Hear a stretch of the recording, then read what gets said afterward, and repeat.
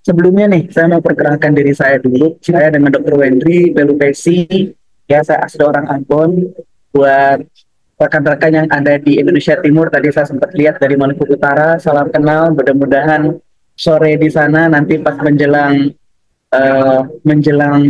matahari terbenam akan tetap bisa mengikuti obrolan kita di siang ini di waktu Indonesia Barat, di mana saya mengambil pendidikan, selesai pendidikan itu di tahun 2006 dan memang langsung terjun di dunia industri, teman-teman.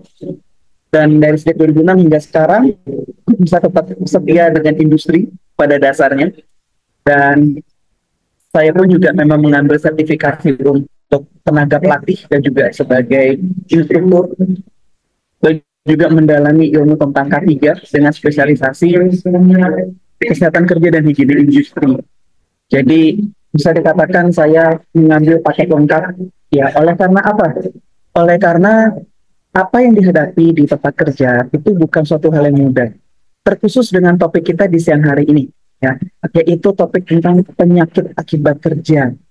Ya, nah, penyakit akibat kerja ini kalau kita bicara dari sisi hukum, bahwa pada dasarnya pemerintah sangat prihatin tentang penyakit akibat kerja.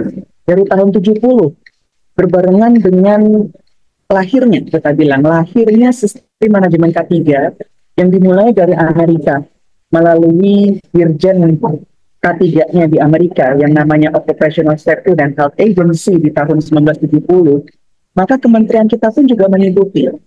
Dari tahun 70 hingga sekarang, isu ini menjadi satu hal yang sangat sebenarnya.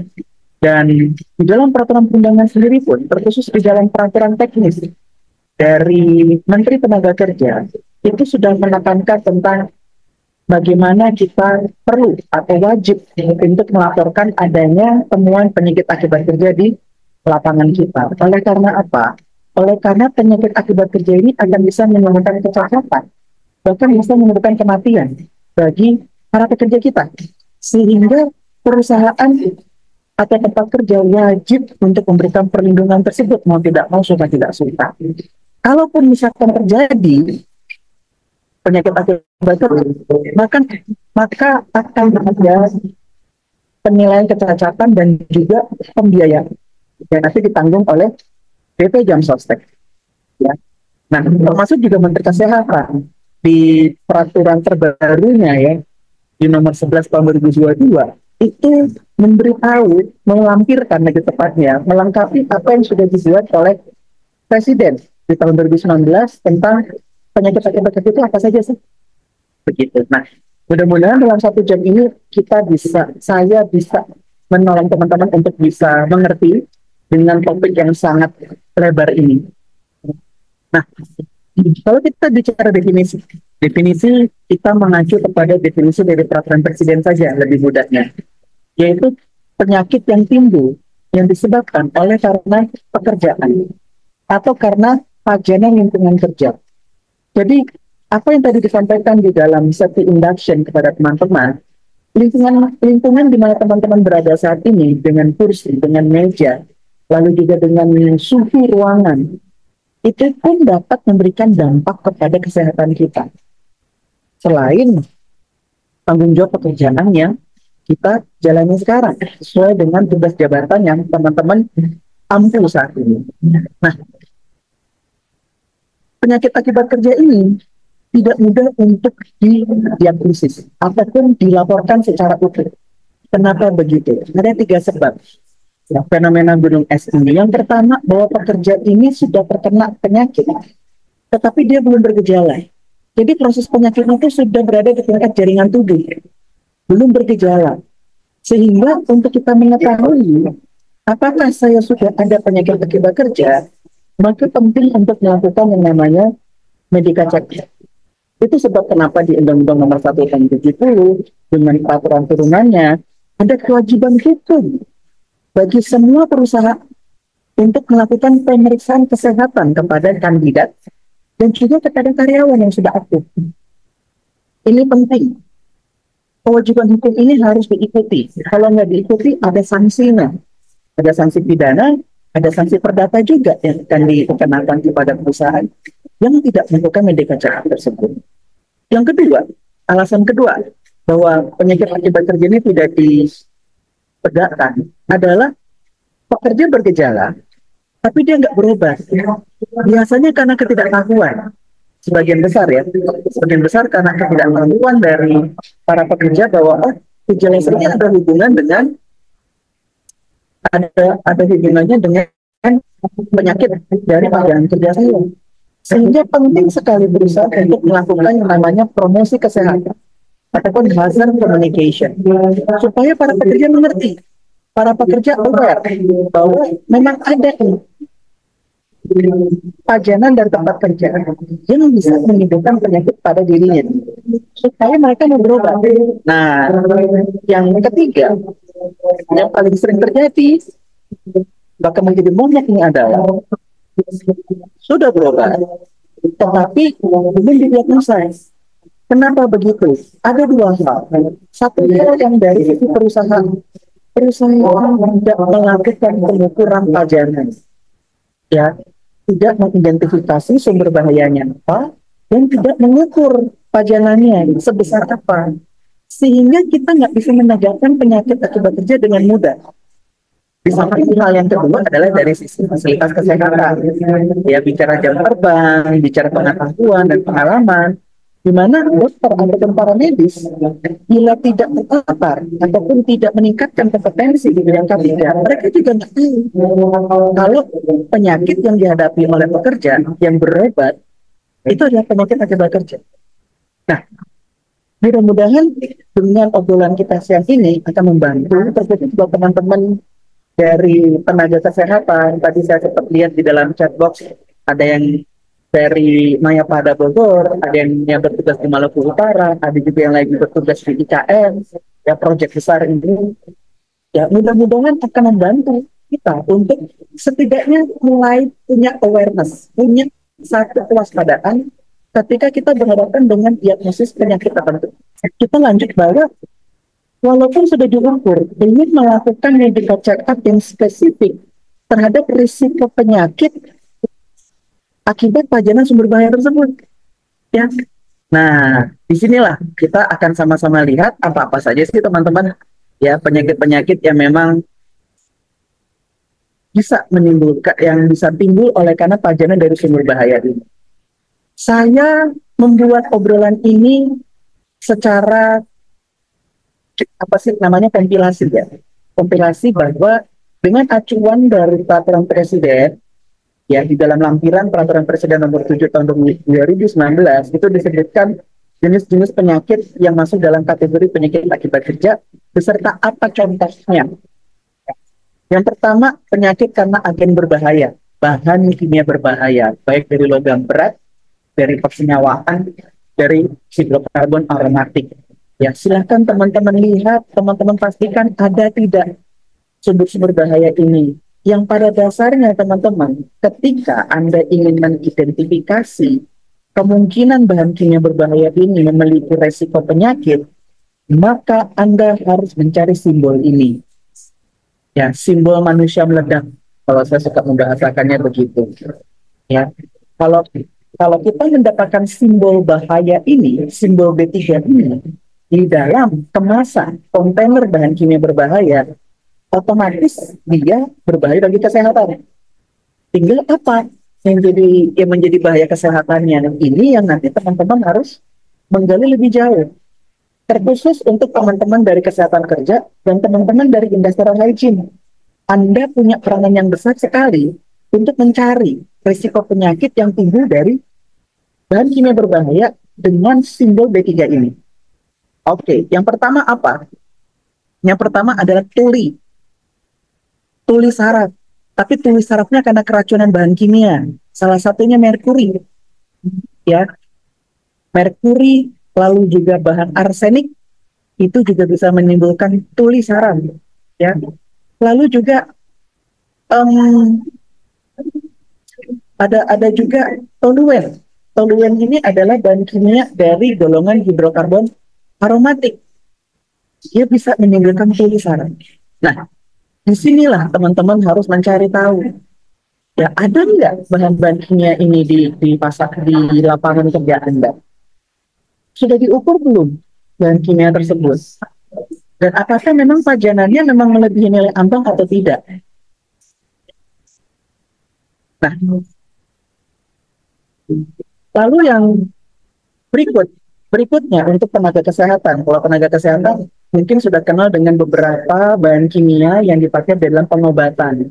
Ya, golongan obat anti cacing lah, lalu antibiotika tertentu, lalu juga ada obat-obatan untuk menangani hipertensi, atau juga obat-obatan yang berurusan dengan penyakit kanker, pengobatan kanker. Dia pun juga bisa menyebabkan terjadinya saraf.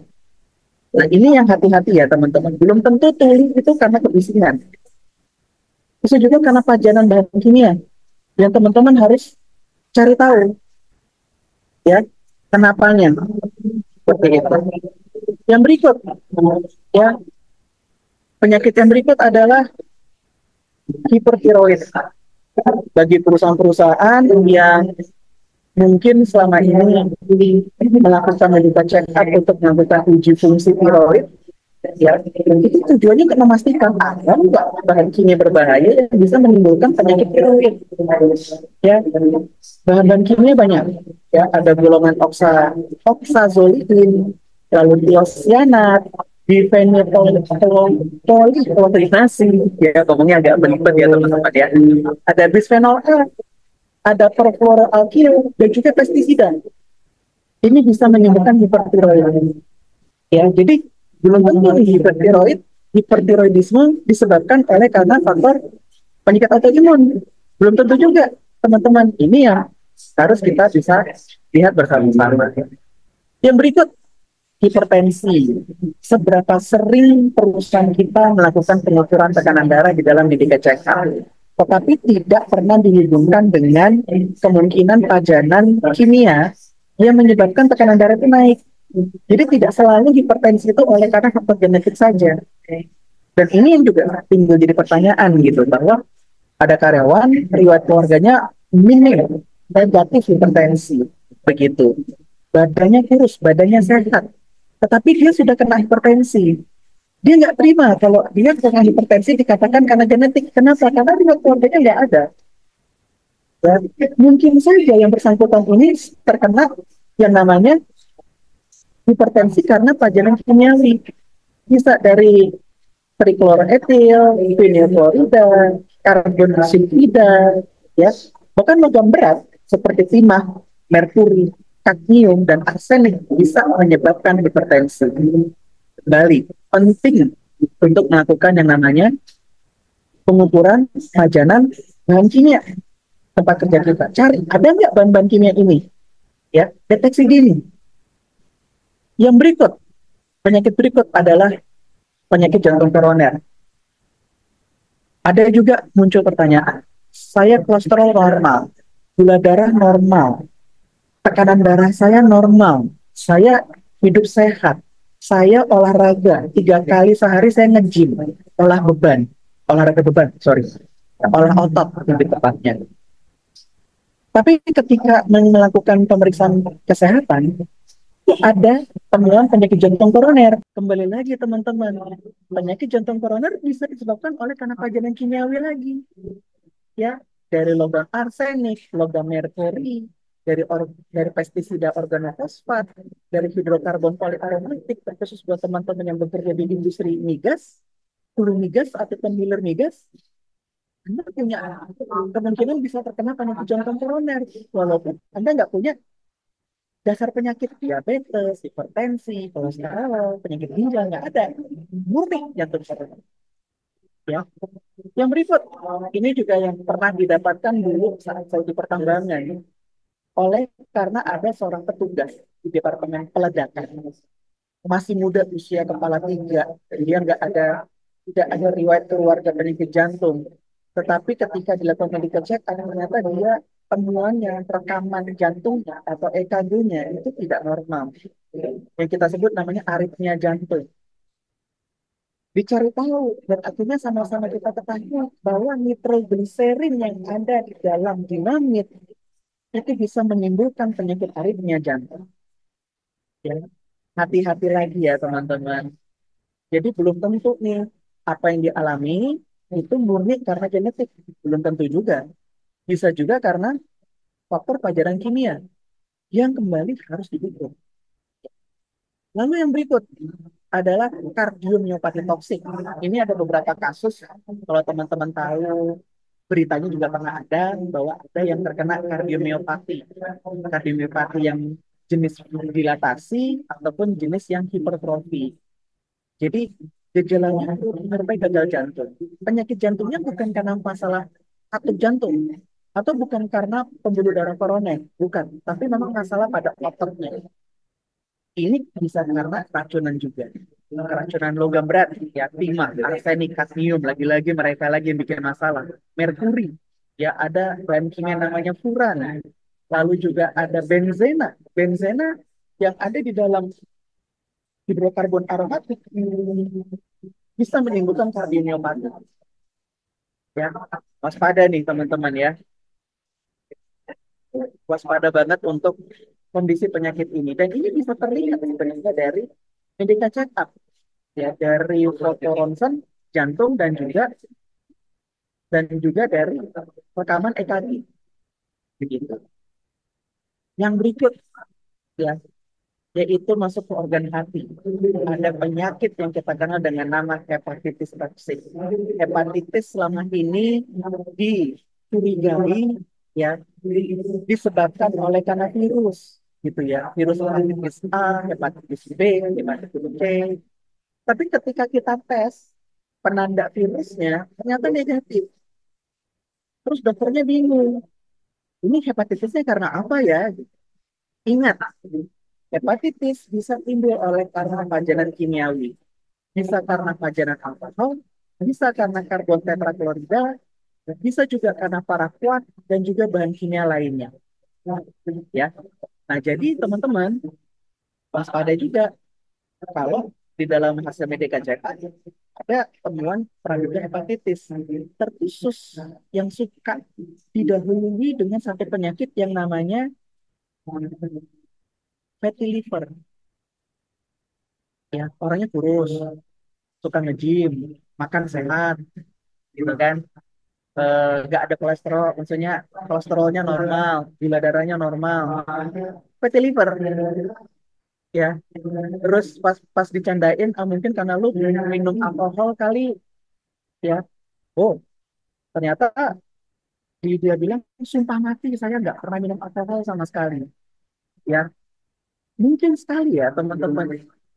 Fatty liver yang dialami oleh karena pajanan kimia lagi aja di ujungnya. Yang logam berat, lalu juga alkohol yang masuk lewat kulit, kita nggak tahu. Ya. Ataupun juga dari volatile organic compound, salah satunya dari formaldehida. Ya, itu sangat mungkin terjadi. Nah, yang berikut nih, organ apa lagi yang bisa kena kelenjar pankreas? Kelenjar pankreas dirusak ya oleh bahan-bahan kimia tertentu seperti misalkan DDE, diphenyl poliklorinasi, bisphenol A, ya, diethyl hexyl eftalat, dioksin. Bahan-bahan kimia ini merusak kelenjar pankreas dan menyebabkan orang ini jatuh pada kondisi diabetes. Kembali bicara diabetes, ya, bicara diabetes, belum tentu karena faktor penuaan, belum tentu karena perilaku, belum tentu karena riwayat keluarga yang diabetes kuat. Enggak. Kembali lagi dia bersih, dia hidup sehat, ya. Dan ternyata ketika dicek, dia terpapar arsenik, dia terpapar dioksin, dia terpapar eftalat yang menyebabkan kelenjar pankreasnya rusak. Ini yang jadi pertanyaan kita. Makanya ini harus digali teman-teman. Orang-orang yang memang murni diabetes bukan karena faktor penuaan atau karena faktor genetik atau faktor perilaku, otomatis kita perlu cari tahu mungkin saja dia terpapar oleh karena bahan kimia. Gitu. Lanjut teman-teman ya, yaitu penyakit ginjal kronis. Ini kan sering banget. Tadi pagi pun saya tadi menjadi narasumber di Indonesian Kidney Care Club. ya, satu yayasan ginjal sehat yang sangat peduli tentang kesehatan ginjal, itu kita ngobrolin nih tentang penyakit ginjal kronis. Ya, penyakit ginjal kronis tidak hanya karena dari sisi diabetes atau hipertensi yang selama ini dikenal, atau karena penyakit autoimun, tapi juga karena keracunan dari bahan kimia juga. Ya, yang paling sering nih kalau bikin masalah pada ginjal adalah logam. Yang paling suka bikin masalah kadmium, timah, merkuri, aluminium, silika, kromium, vanadium. Tinggal pilih, ya. Tinggal pilih di dalam minum, ya. Coba dilihat di tempat kerja teman-teman ada nggak bahan logam tersebut dan dihubungkan dengan status kesehatan dari para pekerja. Apakah ada yang sudah terkena penyakit ginjal kronis? Kelihatan dari medical check-up-nya, dari fungsi ginjalnya. Kita melihat ya kecepatan filtrasi ginjal atau namanya LFG. LFG-nya kurang dari 60 cc per menit. Mungkin saja oleh karena pajanan tinggi. Lalu yang berikut ya adalah penyakit reproduksi karena bahan kimia, termasuk dalam hal khusus untuk pekerja wanita. Ya wanita dia hamil terus dia keguguran, belum tentu keguguran oleh karena faktor pribadinya, tapi bisa juga karena pajanan bahan kimia tempat kerjanya. Ya, seperti etilen oksida, lalu juga trichlorofenol, lalu juga ada pengaruh radiasi juga, ya, dan juga timah itu juga bisa menimbulkan keguguran. Ya, hati-hati, sangat hati-hati. Harus diperhatikan para pekerja wanita ini supaya mereka tidak terekspos dengan pajanan bahan kimia berbahaya yang bisa menyebabkan masalah pada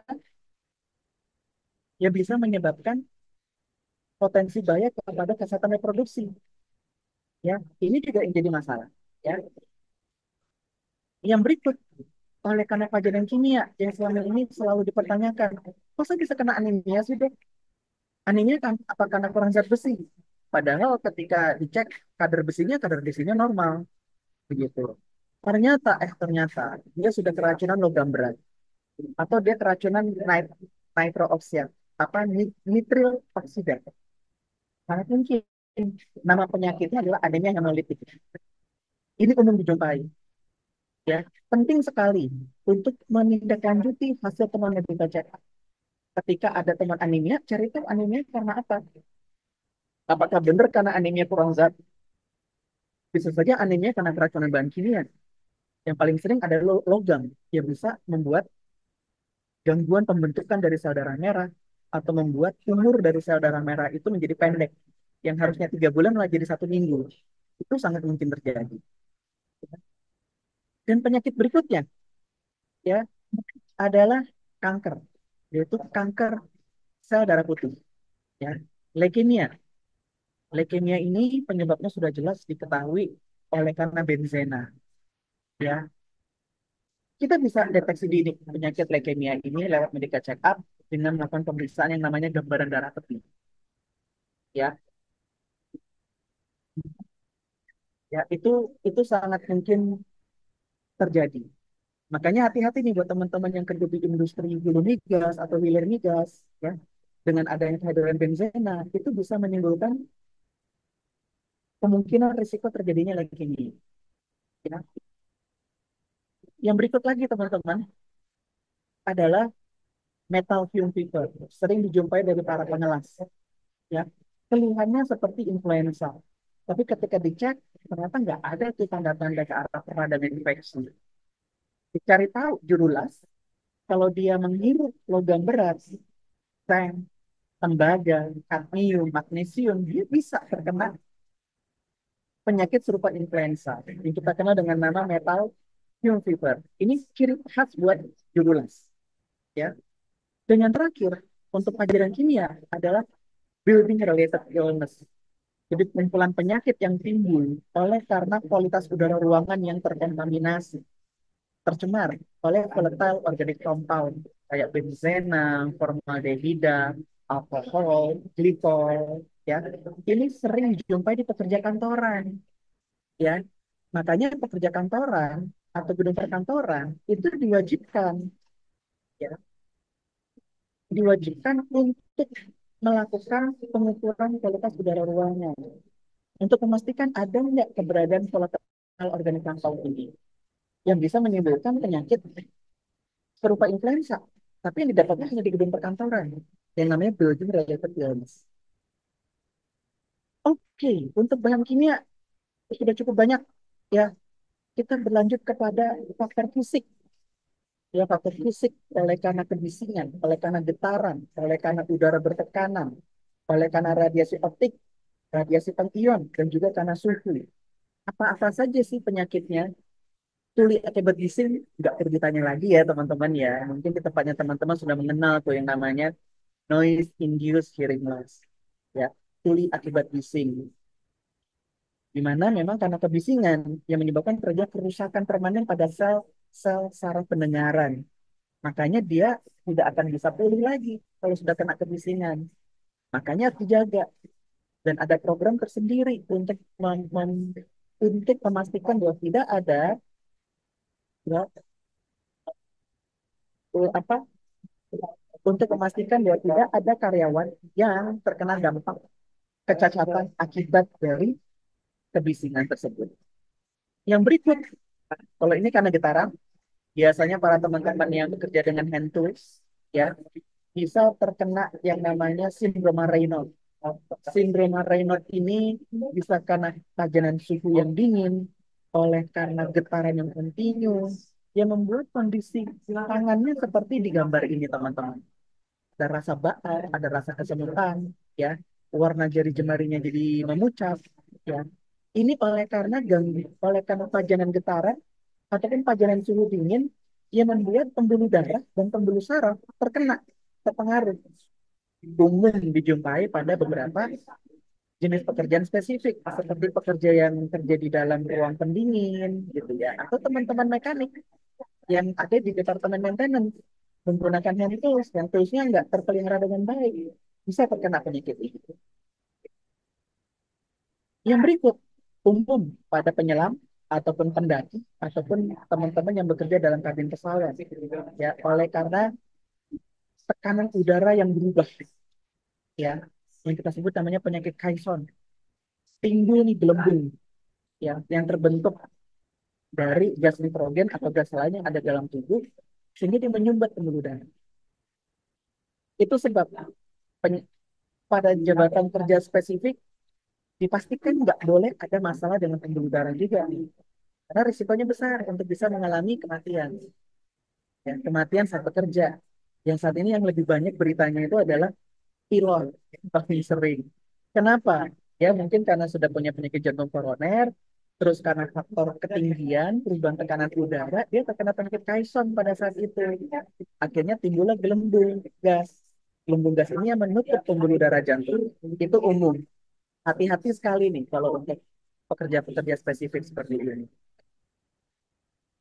Yang berikut yang disampaikan di dalam safety induction adalah kita yang berada di depan layar. Oleh karena radiasi optik yang kita dapat dari layar komputer atau layar handphone atau layar tablet ataupun perangkat elektronik yang berbasis layar, ya kita bisa terkena penyakit yang kita kenal dengan nama computer vision syndrome atau digital eye strain. Gejalanya adalah mata lelah, mata kedel, penglihatan kabur, mata merah, ataupun juga bisa disertai dengan sakit kepala atau sakit leher. Umum dijumpai bagi teman-teman yang memang bekerja dengan alat kerja berbasis layar, di mana ada radiasi sinar biru di dalamnya. Begitu, ya. Nah, ini pun juga harus kita waspadai. Oke. Yang berikut, ya, yaitu akibat pajanan sinar ultraviolet. Ultraviolet bisa karena dari peralatan kelas, pengelasan, atau karena flash kamera, atau ada pekerjaan-pekerjaan yang memang menggunakan kilatan-kilatan sinar ultraviolet, akan bisa menimbulkan kerusakan pada lapisan kornea mata yang kita sebut dengan nama fotokeratitis. Ini juga umum dijumpai pada jabatan kerja yang spesifik, yang nanti kita perlu identifikasi dan perlu kita ukur ya pajanan radiasi sinar ultraviolet. Lalu yang berikut nih, masih fisik ya, penyakit karena radiasi pengion. teman-teman yang kerja di bagian radiasi, ya biasanya para radiografer nih yang di rumah sakit, waspada, jangan sampai masih muda udah mandul.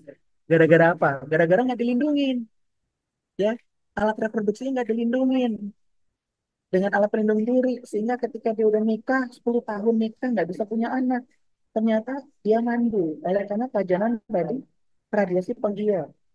Dari kacamata BPJS Sostek, seseorang kalau sudah mengalami kemandulan itu sudah dinyatakan kecacatan permanen. Ya makanya ada santunannya tuh yang nanti dikasih. Ya, selain kemandulan bisa terjadi katarak, bisa terjadi hipotiroidisme, ya bisa juga terjadi peradangan kulit, ya yang namanya radiodermatitis, atau juga bisa terjadi penyakit paru karena peradangan yang timbul karena peradangan akibat pajanan radiasi pengion, itu pneumonitis. Itu sangat mungkin terjadi.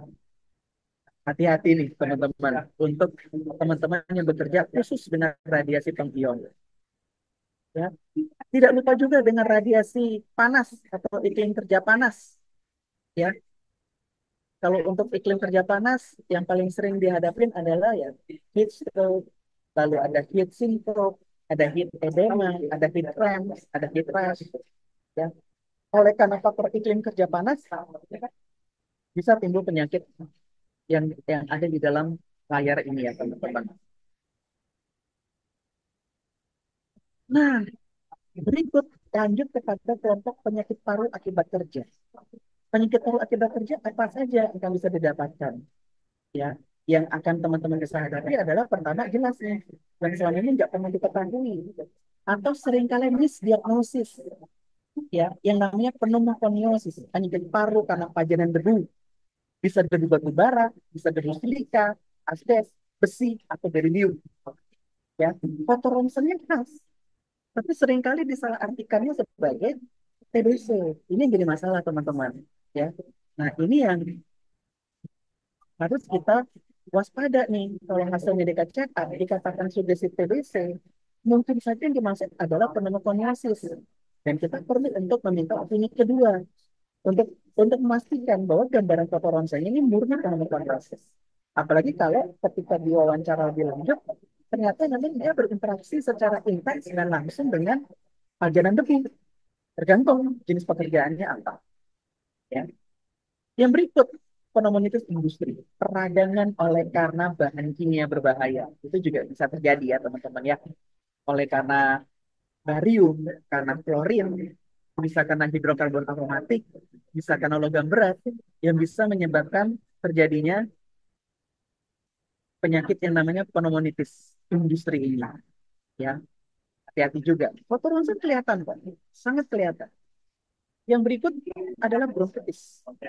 Ya, bronkitis yang pastinya disebabkan oleh karena debu batu bara, klorin, kromium, aldehida itu penyebab pasti.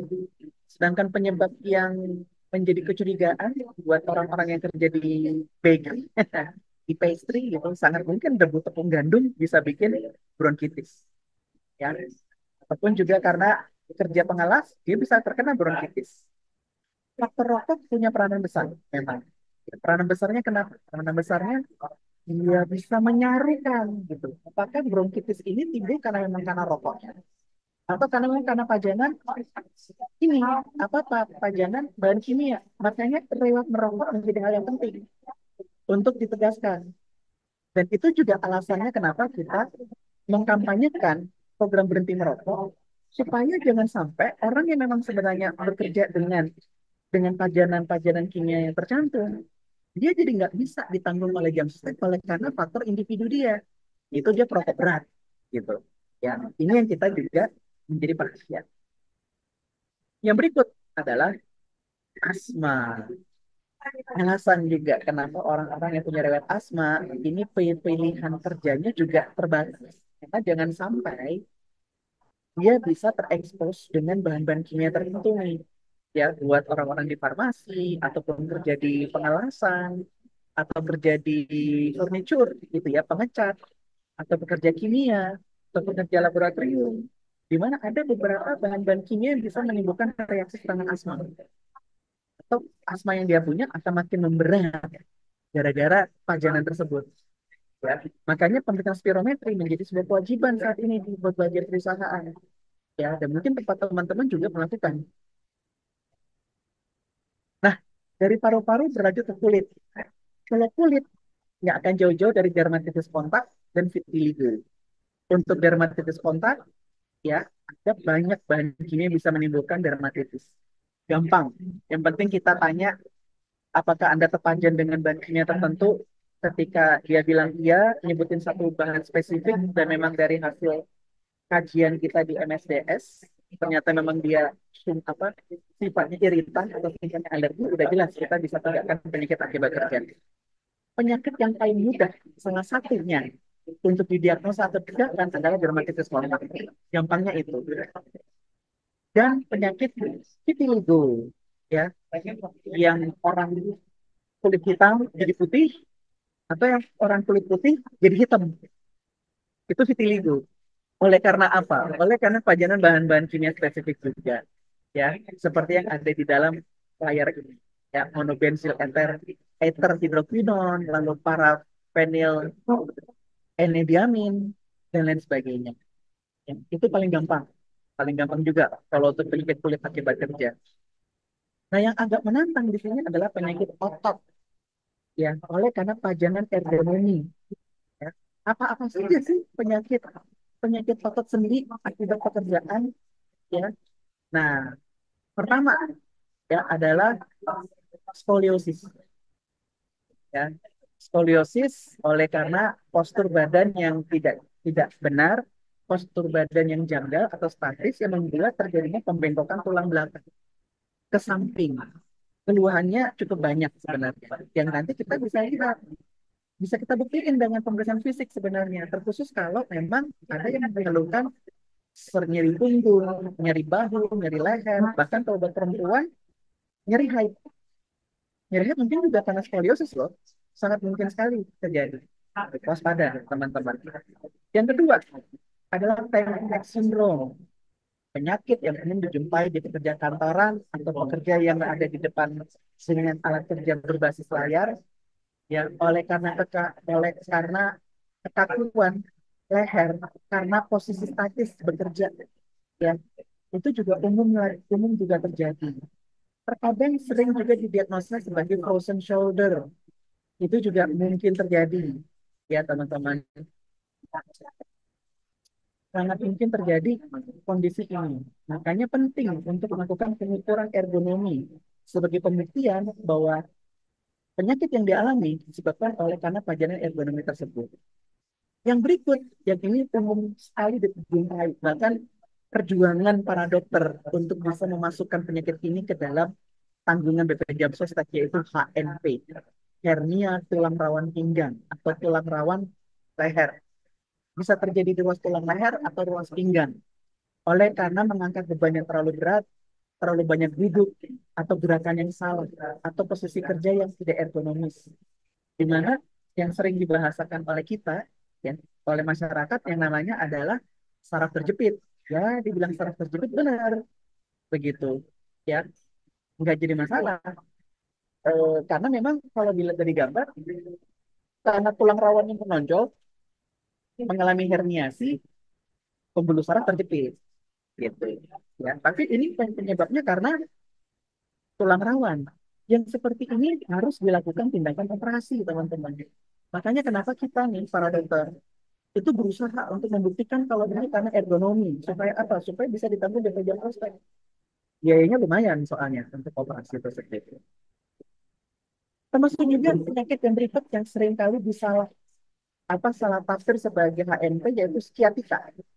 Sciatica yaitu penggangguan berkas saraf panggul oleh karena tekanan pada saraf panggul tersebut. Biasanya karena otot panggul atau bokongnya membengkak atau karena posisi duduk yang salah.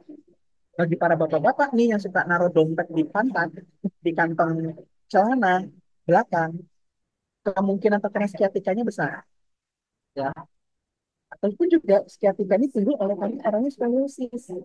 Karena emang udah bengkok tulangnya, jadi duduknya juga tidak benar. Itu pun juga bikin jadi masalah. Ya. Yang berikut, ini umum dijumpai pada para perenang, yang kita sebut namanya swimmer shoulder. adanya peradangan pada busur jaringan ikat gelang bahu. Ini ditandai dengan nyeri bahu yang kalau dia ngangkat beban dengan, kalau kita lihat di gambar itu, kalau posisi lengannya itu udah sejajar dengan lantai, rasa nyeri itu umum sekali terjadi. Ya, pada para perenang ataupun juga kepada para pekerja dengan gerakan-gerakan tertentu, ketika dia pada posisi lengan tertentu, dia mengalami nyeri. Ya, ini yang kita sebut dengan namanya swimmer shoulder. Ada lagi juga penyakit namanya thoracic outlet syndrome. Ini juga yang juga sering apa, didiagnosa awalnya sebagai frozen shoulder oleh karena adanya cedera, ya adanya tekanan pembuluh saraf di antara leher leher dan bahu. Ya, kalau di dalam gambar ini yang terkena pembuluh sarafnya namanya brachial plexus. Ya, itu juga karena cedera atau gerakan lengan yang berulang. Dengan keluhannya ada rasa baal. Telapak tangannya itu lemes begitu. Ya, dan kesulitan untuk memegang benda kecil itu juga umum dijumpai. Ya, yang berikut teman-teman yang suka main golf, hati-hati. Anda bisa terkena golfer's elbow, terjadi peradangan pada sendi sikut, ya, oleh karena gerakan berulang, karena gerakan mengayun atau gerakan memutar. Untuk pemain tenis yang suka main tenis, hati-hati juga bisa kena tenis elbow, ya. Peradangan juga di sikut, ya, karena gerakan mengayun. Kalau tenis elbow pada gerakan backhand, itu pasti rasa sakitnya luar biasa. Tapi kalau golfer pada gerakan mengayun, kayak apa? Gerakan apa tuh namanya? Gerakan smash atau gerakan uh, forehand. Ya.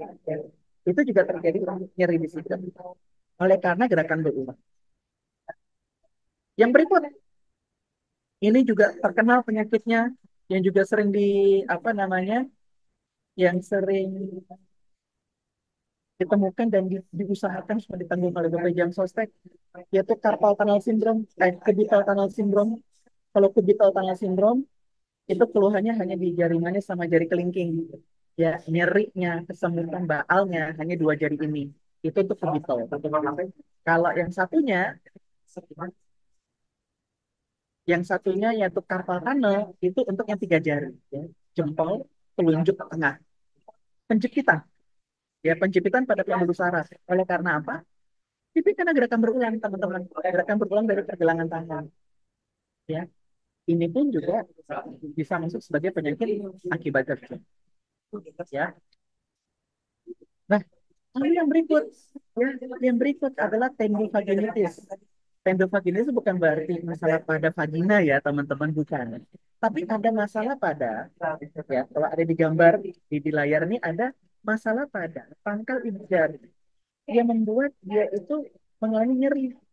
Biasanya karena kegiatan berkebun atau kegiatan merajut, memasak ya orang-orang yang di rumah suka ngalami nih masalah di pangkal jempolnya ini.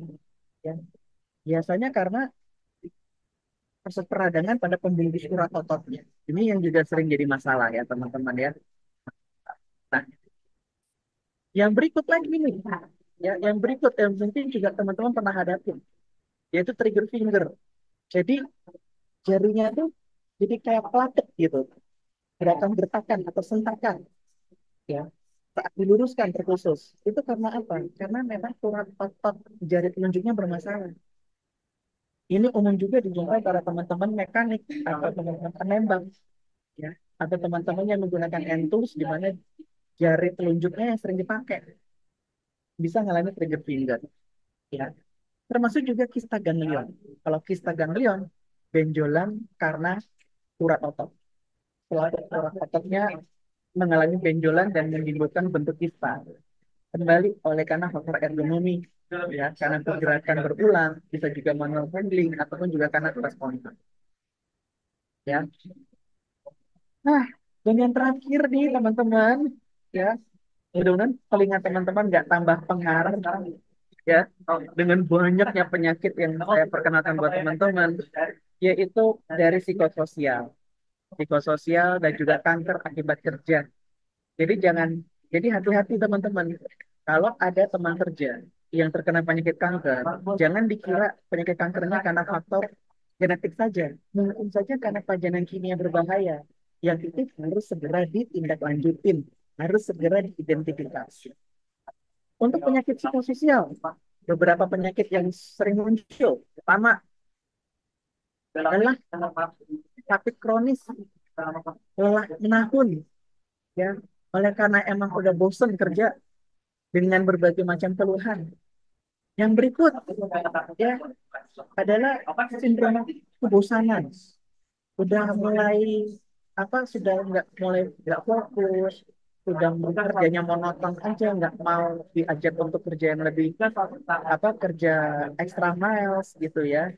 Terus juga pokoknya intinya dia malas, dia nunda-nunda pekerjaan. Orang tersebut mungkin mengalami sindroma kebosanan atau bore out syndrome. Ya, itu sangat mungkin. Itu penyakit psikososial yang bisa didapat di tempat kerja. Dan juga burnout, nggak mau lagi kerja, tiba-tiba langsung mentalnya jeblok, hanya cuma pengen di tempat tidur saja, nggak mau masuk kerja, ya, pola hidupnya, kebiasaannya berubah, ya, nafsu makan hilang, di mana malah karena mekanisme pertahanan mentalnya sudah mulai berubah, tidak sanggup lagi untuk menerima stresor di tempat kerja, sehingga dia mengalami burnout. Itu sangat mungkin terjadi di tempat kerja kita, ya.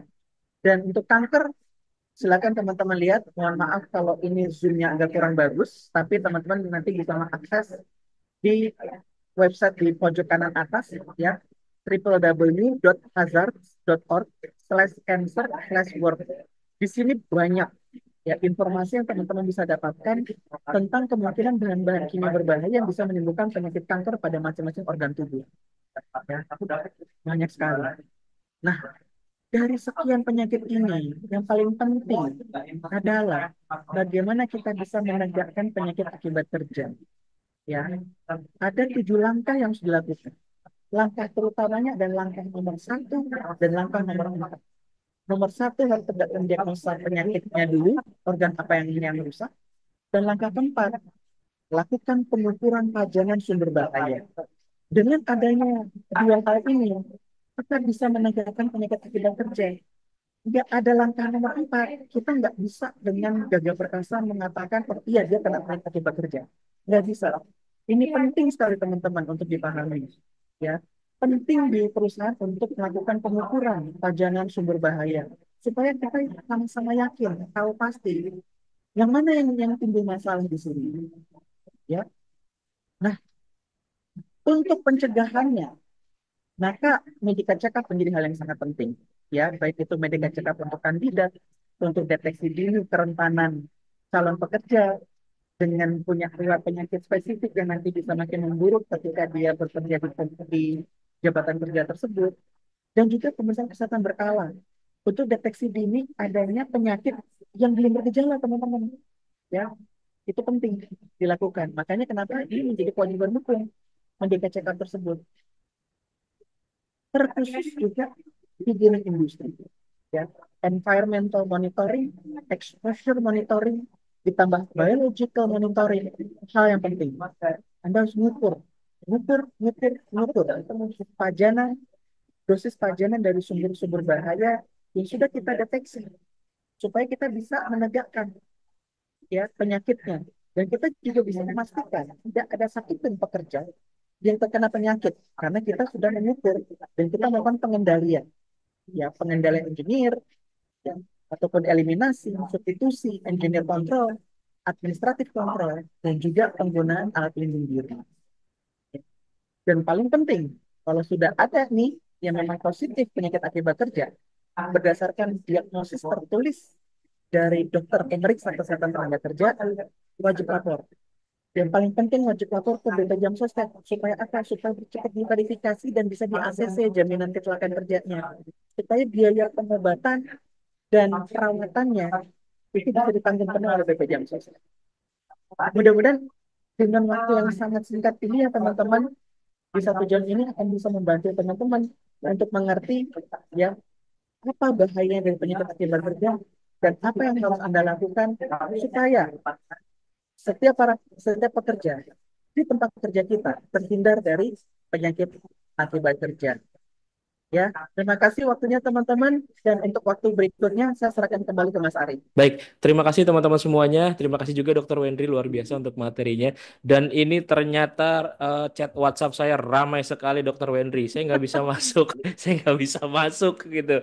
Karena kapasitas kita hanya 500 ya teman-teman. Tadi saya cek yang daftar nambah lagi ada 1.200 jadi totalnya. Dan yang berhasil masuk di sini ada 500 orang dan teman-teman jangan dulu keluar ya sampai dengan akhir karena masih ada sekitar berapa berarti 700 orang lagi di luar sana yang belum masuk ya. Ini sangat-sangat beruntung sekali teman-teman semuanya bisa hadir di dalam webinar hari ini. Nanti kita akan sama-sama tanya jawab dengan Dr. Wendri. Tapi sebelum kita masuk ke tanya jawab dan ada beberapa informasi juga untuk teman-teman semuanya, terutama untuk absensi ya. Saya akan informasikan untuk teman-teman semuanya terkait dengan absensi teman-teman semuanya.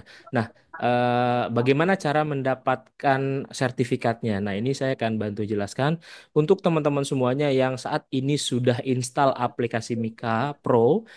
Bisa dicek apakah statusnya sudah platinum atau masih silver. Nah, kalau teman-teman masih silver, silahkan bisa di-upgrade. Ciri-cirinya kalau silver adalah ada gambar gemboknya. Nah, nanti teman-teman silahkan diklik gambar gemboknya lalu ikuti arahannya. Lalu kalau misalkan teman-teman sudah platinum, tidak perlu khawatir, nanti tinggal mengisi absensi saja, otomatis nanti sertifikat akan terbit. Lalu bagaimana untuk teman-teman yang belum punya aplikasi, silahkan bisa mengisi absensi ya teman-teman semuanya. Lalu itu sudah menjadi pendaftaran akun. Nah, pada saat nanti teman-teman mengisi absensi, itu otomatis menjadi pendaftaran akun, dan teman-teman silahkan bisa download aplikasinya, lalu tinggal login. Atau kalau mau lebih gampang lagi teman-teman install dulu, kemudian nanti tinggal isi absensi gitu aja. Nanti kalau misalkan ada kendala, nanti bisa chat ke saya terkait dengan kendala aplikasi teman-teman semuanya. Nah, kemudian bagaimana sih cara untuk upgrade dari silver ke platinum? Nah, teman-teman silakan simak video berikut ini ya. Tutorial upgrade Platinum Member aplikasi Mika Super App K3. Yang pertama, silahkan Anda klik salah satu gambar gembok yang ada pada halaman beranda Anda, kemudian klik upgrade kartu Platinum. Lalu, Anda bisa pilih dengan 3 masa aktif kartu, 3 bulan, 6 bulan, ataupun 1 tahun. Setelah itu, klik upgrade sekarang.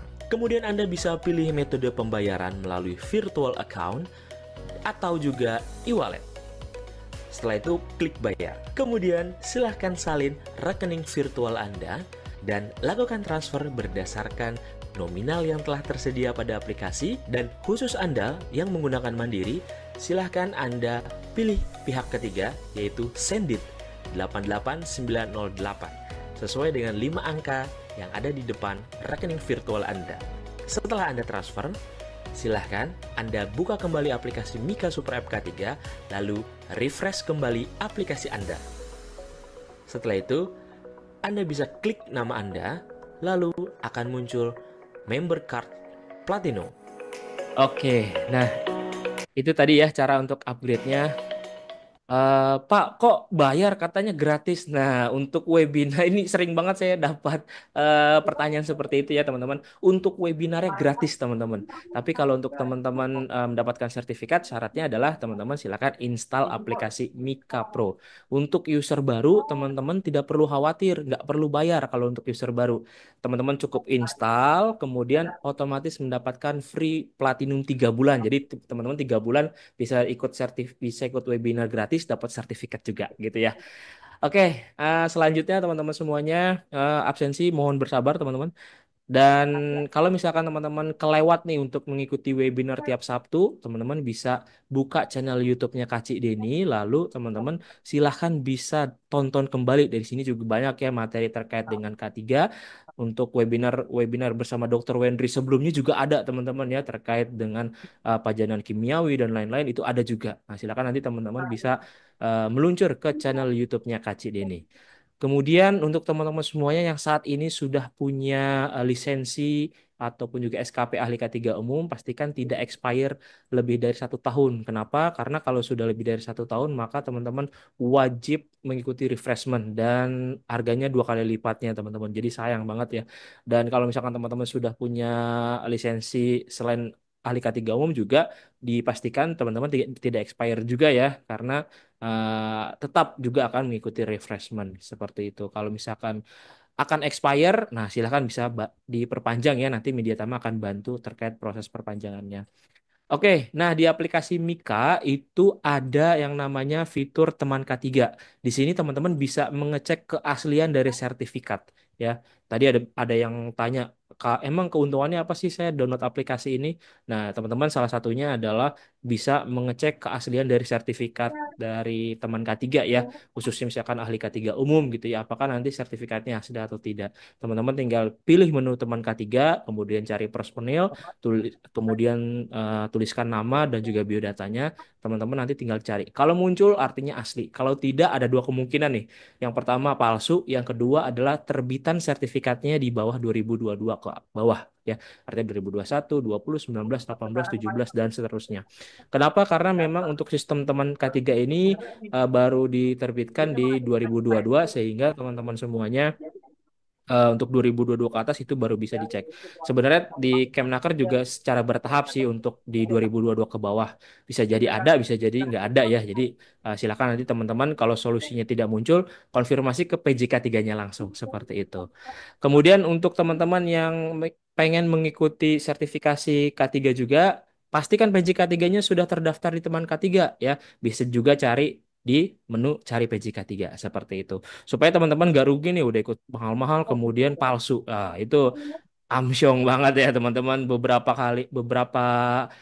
minggu lalu kami banyak menemukan sertifikat palsu yang mengatasnamakan Mediatama. Nah, hati-hati itu teman-teman.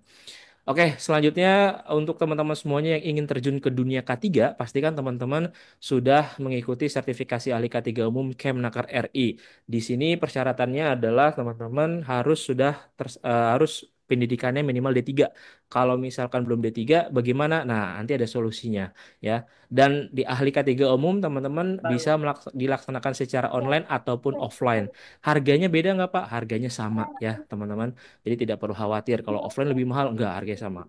Nah, kalau misalkan teman-teman yang di bawah D3 gimana? Misalkan SMA, SMK gitu ya, bisa ikut yang ahli K3 BNSP teman-teman. Dan ini ada harga subsidi dari 2,5 juta, teman-teman cukup 850 ribu rupiah. Tapi kalau teman-teman kenal tim Media Tama, nanti bisa mendapatkan potongan 100 ribu lagi, jadi cukup 750 ribu rupiah saja. Nanti teman-teman bisa mendapatkan sertifikat resmi dari BNSP ya, secara hard copy seperti itu. Ini adalah solusi untuk teman-teman yang pendidikannya adalah minimal SMA ya teman-teman. Lalu kalau teman-teman sudah punya sertifikat ahli K3 umum Kemnaker, teman-teman bisa lanjut lagi nih ke auditor SMK 3. Nah, ini khusus teman-teman yang pengen jadi auditor atau pengen jadi eh, apa namanya instruktur, bisa juga nih mengikuti auditor SMK 3. Dan ini kita laksanakan secara online training. Dan ini akan kita bagikan secara gratis ya untuk door prize nanti di akhir acara teman-teman. Dan kalau misalkan kita juga masuk ke dalam atau bekerja di industri, teman-teman bisa juga nih ikut ahli K3 Muda Lingkungan Kerja. Nanti teman-teman bisa melakukan pengukuran ya terhadap faktor fisika, kimia, biologi, psikologi, ergonomi yang tadi sempat juga disinggung oleh Dr. Wendri. Nah, nanti teman-teman mendapatkan sertifikatnya Hygiene Industri Muda atau HIMU dari BNSP dan SKP serta lisensinya dari Kemnaker RI, teman-teman ya.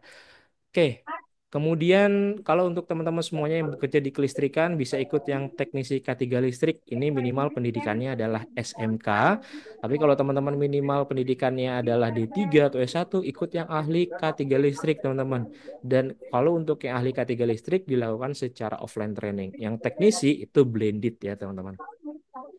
Kalau kita masuk ke dalam bekerjaannya di konstruksi, ikutnya yang ahli muda K3 konstruksi nih teman-teman ya. Dan nanti teman-teman akan belajar secara online ya untuk yang ahli muda.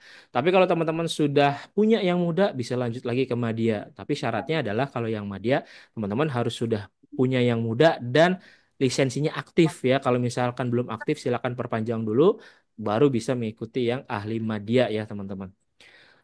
Kalau misalkan kita ya bapak-bapak nih yang mengawasi perancah, ikut yang supervisor perancah. Tapi kalau teman-teman yang memasang dan membongkar perancah, ikutnya yang teknisi K3 perancah. Dan juga kalau kita masuk ke dalam tim tanggap darurat, bisa ikut yang petugas peran kebakaran kelas D. Dan ini kita laksanakan secara online training ya, blended. Nanti teman-teman ada prakteknya juga. Kalau untuk yang kelas D ini teman-teman memadamkan api menggunakan apar dan juga fire blanket. Tapi kalau teman-teman sudah punya yang kelas D, bisa lanjut lagi yang ke kelas C. Nah, kalau yang ke kelas C ini namanya regu penanggulangan kebakaran kelas C. Ya, nanti teman-teman akan memadamkan api menggunakan hidran dan juga SCBA ya teman-teman. Dan kalau yang kelas C ini kita laksanakan secara offline training ya. Kemudian kalau P3K teman-teman butuh ya di sini ya teman-teman juga bisa nih di Media Tama untuk ikut sertifikasi petugas P3K dan dilaksanakan secara offline training. Nanti teman-teman akan belajar bagaimana cara RJP yang baik, kemudian membidai dan lain-lainnya ya. Kemudian kalau teman-teman bekerja di ketinggian ya, khususnya menggunakan platform peranca bisa ikut yang TKBT tingkat 2. Tapi kalau teman-teman atau pekerjaannya bergelantungan menggunakan akses tali, nah ikutnya yang TKPK tingkat 1. Dan ini kita laksanakan secara blended training, artinya nanti teman-teman praktek langsung dengan instruktur kita di tempat prakteknya Media Tama. Lalu untuk operator forklift juga kami menyediakan teman-teman untuk sertifikasinya secara blended training. Kalau dulu teman-teman online training ya, kalau untuk sekarang blended training artinya prakteknya teman-teman silahkan datang ke tempat prakteknya Media Tama. Nanti teman-teman tinggal lakukan saja untuk prakteknya, forkliftnya sudah kami sediakan. Kalau dulu kan di tempatnya masing-masing ya, kalau sekarang teman-teman prakteknya di Media Tama seperti itu. Dan kalau teman-teman juga di rumah sakit bisa ikut yang K3 Rumah Sakit Kemnaker RI ini ya. Dan BNSP juga ada namanya adalah Paramedis K3 Muda dan kita laksanakan di tanggal 18 November secara online. Lalu buat teman-teman semuanya yang ingin mengikuti sertifikasi teknisi K3 ruang terbatas, ini harusnya teknisi K3 ruang terbatas sih teman-teman. Nanti teman-teman bisa ikut yang secara blended training ya di Media Tama secara blended nanti teman-teman akan praktek langsung di Media Tama juga. Dan kalau teman-teman semuanya terjun di dunia migas bisa ikut yang operasi K3 migas. Tapi kalau teman-teman yang memiliki pendidikannya SMA ya, kalau SMA itu operasi atau operator. Tapi kalau yang pendidikannya D3, teman-teman langsung aja nih ambil yang pengawas seperti itu. Dan dua-duanya kita laksanakan secara online training dan sertifikat dari BNSP. Kemudian ini penting juga teman-teman yang saat ini sudah menjadi HSE bisa ikut petugas investigasi insiden ya. Dan kita laksanakan secara online training dan ini terbitan dari BNSP untuk sertifikatnya. Dan ini adalah beberapa ATK yang akan teman-teman dapatkan kalau misalkan teman-teman memilih Media Tama sebagai partner sertifikasinya dan nanti akan dikirim kalau untuk teman-teman yang online dan kalau misalkan teman-teman yang offline akan dikasih langsung pada saat pelatihan. Kalau misalkan teman-teman ketinggalan webinar sebelum-sebelumnya, tadi di awal saya menyampaikan bahwa teman-teman bisa ikut dari channel YouTube-nya Kak Cideni ya. Nah, kalau misalkan di channel YouTube Kak Cideni, teman-teman nggak bisa dapat sertifikat. Tapi kalau di websitenya milea.app, teman-teman bisa mendapatkan sertifikatnya. Selain mendapatkan materi, bisa mendownload modul serta dapat juga sertifikatnya. Di sini ada banyak teman-teman terkait materinya dan teman-teman bisa daftar lagi ya untuk akunnya. Tidak perlu eh, tidak perlu khawatir untuk bayar untuk akunnya karena ini untuk daftar akun saja gratis. Yang bayar hanya videonya saja seperti itu ya. Dan kelebihannya adalah teman-teman bisa mendapatkan sertifikat dan juga download modul ya. Kalau di Mika kan hanya akses saja modulnya. Kemudian untuk teman-teman yang sedang mencari pekerjaan bisa ikut yang ada di menu karir di sini. Di sini ada ratusan lowongan pekerjaan setiap harinya di website mediatama.co.id. Silakan nanti teman-teman masukkan saja nih CV yang teman-teman punya ya. Kalau belum punya CV bisa juga untuk buat CV secara online di aplikasi Mika Pro cukup mudah ya teman-teman tinggal isi aja biodatanya nanti langsung pilih template otomatis akan tergenerate secara mudah ya secara otomatis juga langsung klik download. nanti teman-teman bisa kumpulkan CV yang teman-teman buat di menu akun, lalu ada history CV di sini. Seperti itu. Ya. Nah, ini juga ada teman-teman untuk mendapatkan uang saku. Bagaimana caranya? Caranya gampang banget, teman-teman tinggal rekomendasikan saja untuk teman-teman kita yang ingin ikut pelatihan. Nanti teman-teman bisa mendapatkan sebesar 5% dari total pelatihan yang teman-teman ikuti, seperti itu ya. Kalau misalkan satu pelatihannya ada 3 juta, teman-teman bisa mendapatkan 600.000 untuk satu orang. Tapi kalau misalkan teman-teman bisa dapat banyak, maka akan bertambah banyak juga ya fee-nya, seperti itu. Oke, lanjut teman-teman semuanya. Kalau misalkan ada yang ingin informasi lebih lanjut, silakan bisa hubungi nomor yang tertera di depan layar, dan jangan lupa follow akun sosial media kami ya teman-teman. Kemudian kalau ada yang ingin kerjasama bisa juga hubungi nomor yang tertera juga di depan layar, dan juga teman-teman bisa mengajukan diri ya untuk teman-teman instruktur nih ya, bisa hubungi saya, nanti akan saya bantu untuk jadwalkan untuk mengisi di webinar setiap Sabtu seperti ini. Oke, oke, karena ini sudah makin banyak nih, Dokter Wendri, saya akan percepat saja untuk tadi presentasinya. Saya akan berikan dulu absensinya untuk teman-teman yang sudah hadir. Mohon ditunggu teman-teman. Ini saya akan kirimkan absensinya. Teman-teman cukup mengirimkan absensinya satu kali saja sampai ada tulisan berhasil ya, atau checklist. Oke, nah silahkan bisa diisi mulai dari sekarang. Kita lanjut ke sesi tanya jawab dari Pak Nova. Dari definisi ini, apakah sistem kerja tidak menyebabkan PHK? Karena sistem kerja juga cukup besar untuk terjadinya PHK. Contoh kesalahan dari manual handling. Mohon pencerahannya, Dok. Silakan, Dokter Hmm, Henry. ini agak kurang jelas nih. Maksud pertanyaan kayak gimana nih di Mas Nova ini? Em, oke, dari definisi. Oke, ini nanti kita lanjutkan ke sesi yang resen aja ya, Oke. biar lebih jelas. Oke, nanti Pak Nova bisa dijelaskan ya, Pak Nova bisa klik resen aja. Oke, kemudian lanjut lagi dari Pak Iqbal. Apa saja kebijakan atau regulasi yang ada untuk melindungi pekerja dari penyakit akibat kerja nih, Dok? Dan bagaimana perusahaan dapat memastikan kepatuhan terhadap kebijakan tersebut? Oke, kalau bicara kebijakan regulasi itu ada di dasar hukum.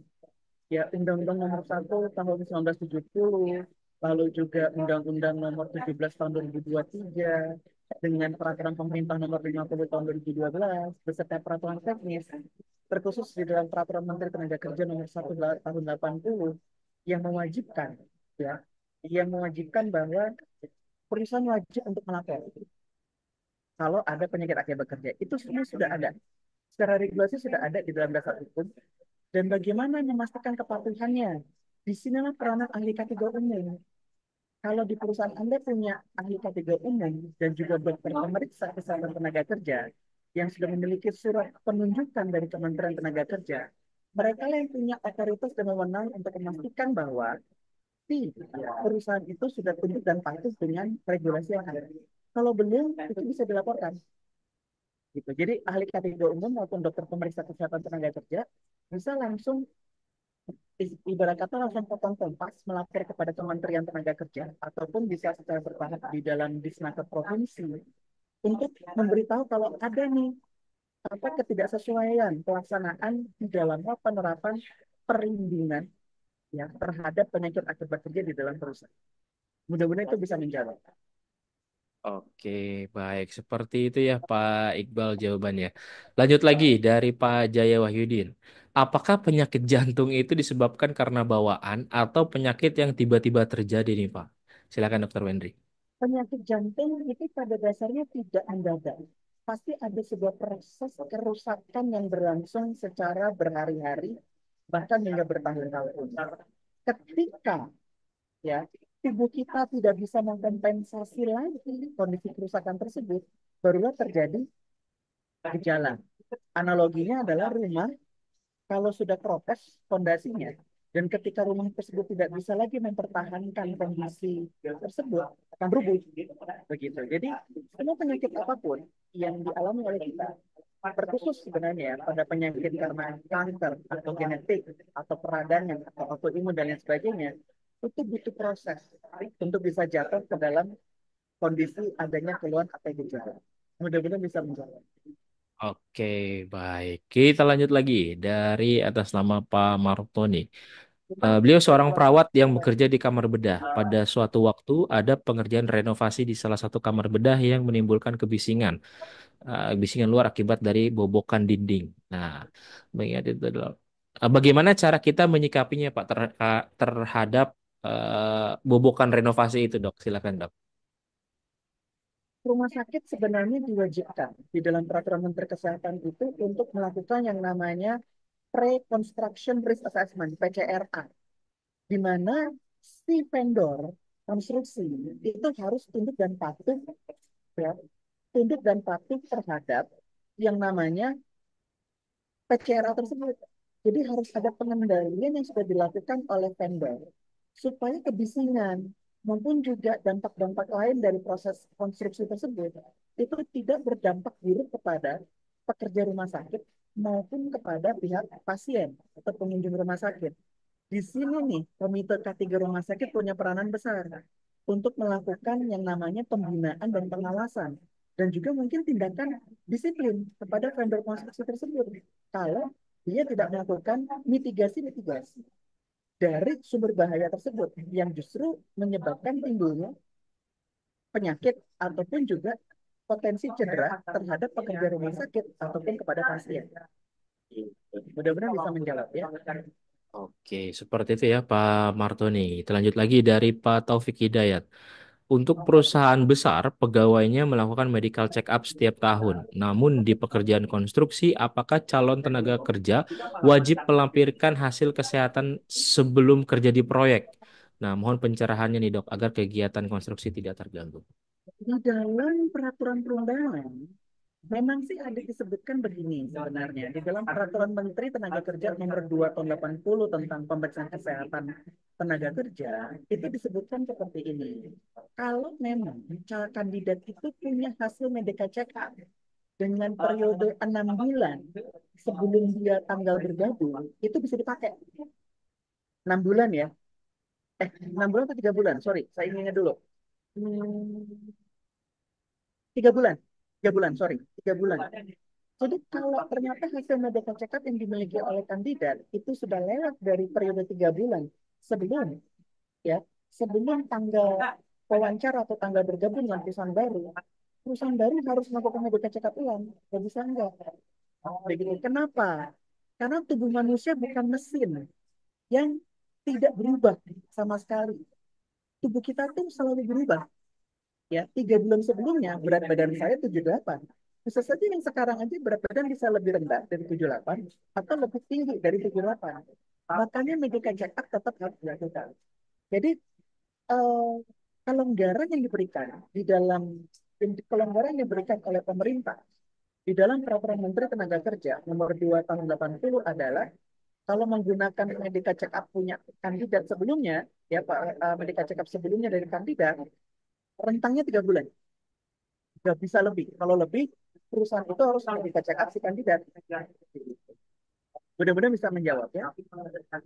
Oke, baik. Selanjutnya lagi oke ini banyak yang menanya tentang absensi. Teman-teman, absensi sudah saya berikan di kolom chat ya, silakan bisa diisi sekali lagi sudah saya kirimkan. Lanjut lagi dari Pak Bambang terkait dengan PAK nih. Bagaimana kalau PAK tersebut baru ketahui setelah keluar dari perusahaan gitu ya? Apakah bisa diklaim nih Pak? Ya, silakan Dok. Pada dasarnya bisa. Dengan pemahaman bahwa yang bersangkutan dianggap sebagai pensiunan dari pekerjaan dari perusahaan sebelumnya. Itu bisa diurus oleh perusahaan sebelumnya. Jadi perusahaannya sekarang harus koordinasi dengan perusahaan sebelumnya, ya, dan bisa dibantu dengan BPJS Sostek, ya, supaya pelaporan tahap satunya itu tetap dari perusahaan sebelumnya. Itu masih bisa, ya, masih bisa untuk dilakukan. Mudah-mudahan bisa menjawab. Oh, berarti artinya kalau resign doang mah nggak bisa ya Dok ya? Berarti harus sudah pensiun gitu ya? Uh, Resign dengan pemikiran bahwa dia itu hitungannya masih belum bekerja lagi, itu bisa kita anggap sebagai pensiun sebenarnya. Oke, ya, ya, ya. Sebenarnya. Nah, ini yang jadi fokus utamanya kan adalah dia mungkin sudah keluar dari perusahaan, terus dia mungkin mau bergabung di perusahaan baru. Mm-mm, Itu juga betul. bisa. Oke. Oke, baik. Seperti itu ya Pak Bambang untuk jawabannya. Oke, kita lanjut ke sesi tanya jawab dari Raise Hand. Nah, kita akan selang-seling ya dari Raise Hand dan juga kolom Q&A. Ini banyak sekali pertanyaannya. Kita lanjut di Raise Hand Pak Gatot Nugroho. Silakan bisa di-unmute Pak Gatot atau atas nama Ibu Mara. Pak Mara Hari Susianto. Pak Bambang, siapa yang duluan? Silakan bisa di-unmute. Pak Ibu Septriwati. Siapa nih? Oke. Pak Ben Caesar. Oh, siapa? Ibu Septi. Silakan Ibu Septi. Terima kasih Pak Dokter atas penjelasannya. Yang pertama yang saya tanyakan adalah jika hasil MCO itu sudah keluar, terus kemudian ada temuan terkait penyakit, ada diagnosa terkait penyakit.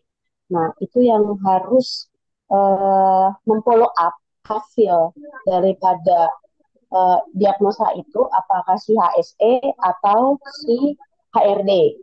Kemudian yang kedua, apakah diperbolehkan jika hasil daripada medical check up itu dijadikan sebagai acuan bahwa orang itu bisa eh, apa ya di PHK gitu, dalam kata lain di pensiun dinikan gitu karena udah banyak penyakitnya. Nah, kemudian aturan yang ketiga, aturan untuk follow up terkait dengan hasil medical check up itu di Permenaker nomor berapa ya dok? Itu aja sih. Terima kasih. Oke, saya jawab yang nomor 3 dulu.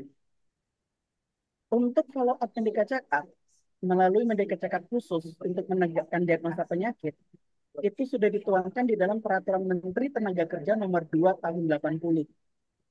Ya, itu sudah diatur. Nah, dalam hal tanggung jawab siapa yang menindaklanjuti, ada dua pihak nih, sesuai dengan kepentingan masing-masing. Human resource itu bicara tentang duit, duit untuk membayarkan si karyawan untuk menindaklanjuti hasil medical check up. Bicara medical benefit nih, begitu. Ya, itu untuk masalah duit, kepeng. Kalau HST tujuannya untuk memastikan bahwa karyawan ini sudah memfollow up atau belum. Jadi perusahaan tidak bisa lepas tangan yang kayak begitu. Ketika karyawan ditemukan adanya praduga terhadap penyakit spesifik, maka perusahaan wajib melakukan pendampingan kepada karyawan tersebut untuk tindak lanjutnya ya ke fasilitas kesehatan spesifik untuk pemeriksaan spesifik begitu sampai disimpulkan apakah praduga penyakit ini adalah penyakit akibat bekerja atau tidak begitu ya. Perusahaan nggak boleh lepas tangan. Berani perusahaan lepas tangan, penjara 3 bulan. Nah, sanksi pidana penjara 3 bulan. Sanksi perdata denda 100 juta rupiah. Gampangnya begitu. Nah, kalau ternyata ada perusahaan yang langsung memutus hubungan kerja dengan pekerja tersebut dengan alasan penyakit, maka perusahaan ini bisa dituntut pidana atas dasar pasal Undang-Undang Hak Asasi Manusia tentang pekerjaan dan penghidupan yang layak. Kenapa begitu? Karena itu namanya diskriminasi. Perusahaan tidak boleh diskriminasi. Tapi bagaimana kalau memang dia tidak bisa produktif lagi buat perusahaan? Maka perusahaan harus melakukan yang namanya Return to Work Assessment, RTW Assessment, di mana si kajian ini yang melakukan tidak hanya dari satu orang, harus 3 departemen, Human Resource, Occupational Health, sama Safety, di mana masing-masing melakukan kajian untuk membuktikan bahwa pekerja ini memang pada dasarnya sudah handicap. Handicap dari sisi kompetensi dan skill, handicap dari sisi kesehatan, handicap dari sisi keselamatan. 3 rekomendasi ini sudah ada, barulah Anda memberitahu kepada pekerja tersebut bahwa pekerja Anda tidak bisa lagi produktif bagi perusahaan karena Anda handicap dari 3 aspek ini, aspek kesehatan, aspek keselamatan, aspek kompetensi. Nggak boleh langsung main ujuk-ujuk pecat. Kalau pecat, perusahaannya langsung kita bawa ke media hukum. Karena nggak boleh ada diskriminasi. Pekerja sakit memang dia, ya memang sih orang sakit. Tapi kalau pekerjanya sakit oleh karena pajanan di tempat kerjanya, berarti perusahaan melakukan tindakan kelalaian. Tindakan pidana kelalaian yang menyebabkan kecacatan. Itu kitab undang hukum pidananya ada. Jadi pasalnya jadi berlapis. Nggak bisa tuh perusahaan dengan serta-merta gampang memecat. Jadi nggak boleh. Nggak boleh pecat karyawan yang sakit. Kecuali sudah dilakukan return to work assessment. Nggak bisa. Mudah-mudahan bisa menjawab ya Bu ya. Oke, baik. Seperti itu ya, Ibu, untuk jawabannya. Jadi nggak bisa semata-mata langsung mencat ya. Habis manis sepah dibuang gitu ya, Dok ya. Ya, nggak boleh. Oke, lanjut lagi. Pak Ahmad Fahrudin. Silakan bisa di-unmute atau Pak Marahari Susanto. Oke, silakan Pak Ahmad. Oke, terima kasih. eh ini yang kejadian kemarin ada pekerja saya. Dulu itu kan untuk mobilisasi antar dari tempat kerja ke mes pulang pergi ya, pakai pickup sementara. Pickupnya rusak, kita pakai dump truck, Pak. Habis itu dump truck udah selesai, balik lagi pakai pickup lagi ini. Sudah bisa dipakai pickup lagi. Jarak 2 bulan, ternyata pekerja saya itu sakit ini di selangkangannya. Mohon maaf, selangkangan sakit, kita bawa ke dokter dan sebagainya.